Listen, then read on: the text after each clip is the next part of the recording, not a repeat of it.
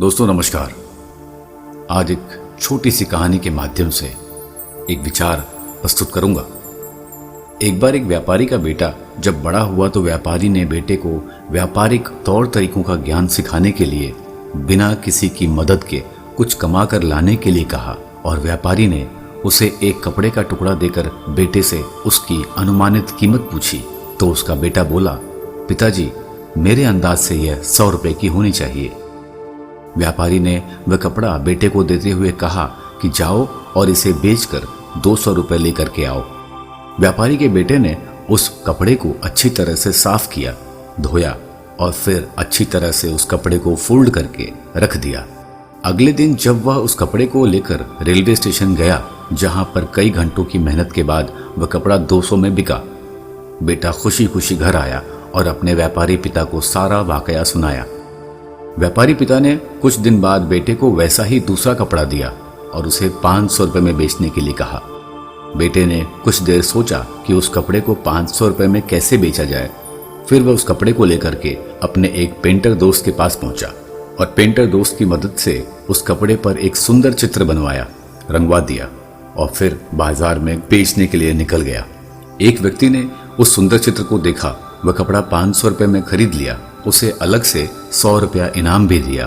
बेटे ने वापस आकर सारा वृत्तांत अपने व्यापारी पिता को बताया। कुछ दिन पश्चात व्यापारी ने अपने बेटे को फिर से एक कपड़ा दिया और बेटे से उसे 2000 में बेचने के लिए कहा। इस बार बेटे ने सोचा तो उसे एक आइडिया आया कि इस कपड़े की इतनी ज्यादा कीमत कैसे मिल सकती है। उस समय उसके शहर में एक फिल्म की शूटिंग चल रही थी।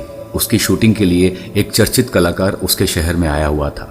व्यापारी का बेटा वह कपड़ा लेकर उस चर्चित कलाकार के पास पहुंचा और उस चर्चित कलाकार से उसी कपड़े पर उसका ऑटोग्राफ लिया। ऑटोग्राफ लेने के बाद उस व्यापारी के बेटे ने बाजार में उसी कपड़े की बोली लगाई। चर्चित कलाकार के ऑटोग्राफ वाले उस कपड़े की बोली 2000 से शुरू हुई और अंत में एक व्यापारी ने वह कपड़ा 12000 में खरीद लिया। बेटा जब 12000 रुपए लेकर के घर पहुंचा तो खुशी से व्यापारी पिता की आंखों में आंसू आ गए। उसने अपने बेटे से पूछा कि बेटा इतने दिनों से कपड़े बेचते हुए तुमने क्या सीखा। बेटा बोला, मैंने अभी तक यह समझा है कि पहले खुद को समझो, खुद की क्षमताओं को समझो, तभी पूरी लगन से अपनी मंजिल की ओर बढ़ो, क्योंकि जहां चाह होती है वहां राह अपने आप निकल आती है। तब व्यापारी पिता बोले कि तुम बिल्कुल सही हो मेरे बेटे, मगर मेरा ध्येय तुमको यह समझाना था कि कपड़ा मैला होने पर तुम्हें इसकी कीमत बढ़ाने के लिए उसे धोकर साफ करना पड़ा।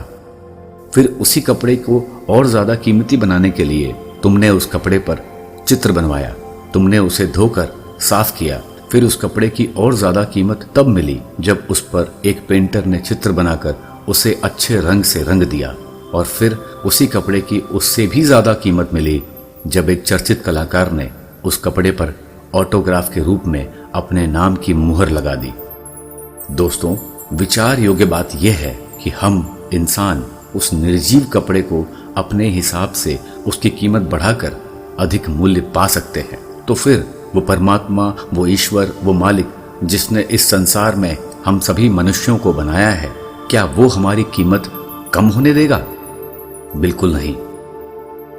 मनुष्य जब भी संसार में आकर परमात्मा से विमुख हो, मैला हो जाता है, तब भी परमात्मा फिर से मनुष्य को साफ और स्वच्छ होने में मदद करते हैं, जिससे परमात्मा की नज़र में मनुष्यों की कीमत थोड़ी और बढ़ जाती है।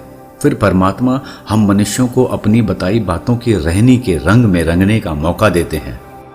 फिर कीमत और ज्यादा बढ़ जाती है और फिर परमात्मा हमारे आचरण, विचार, व्यवहार से हम मनुष्यों पर अपने ही नाम की मोहर लगा देते हैं।